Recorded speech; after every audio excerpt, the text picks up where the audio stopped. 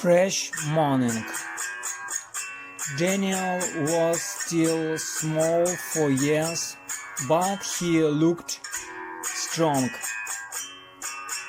And today, ever from a bird's cry flying away to the soul of the jump, or from a children's geology, what came across to him in the sandbox, he heard about the joy of the good. Cool, Daniel thought. For a long time, as Daniel understood, he had already worked at hard labor as a loader, earning himself a piece of bread and a couple of rags. But after that was heard in the morning, as if by a teeny miracle, one of the slaves brought news of joy that a watchman was needed in the library. It was nearby, and going to get potatoes for lunch, Daniel came in. We could go out after lunch. Daniel came in with some trepidation.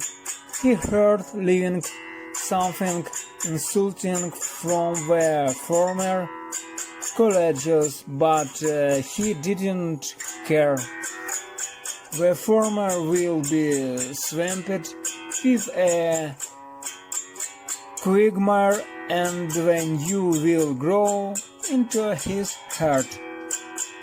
Until evening, there was not a single visitor, and in the morning Daniel just received his wages at the same place. The salary was a little more than the current one. Well led, but peace.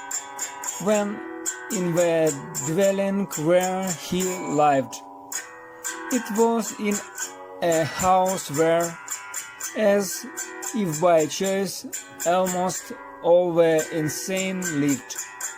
Almost all except for one, and today this one solved the issue as if by pressing a button, going with food to his dorm room and closing himself inside. Some kind of strangely rejuvenated sun shone from the window in spite of evening.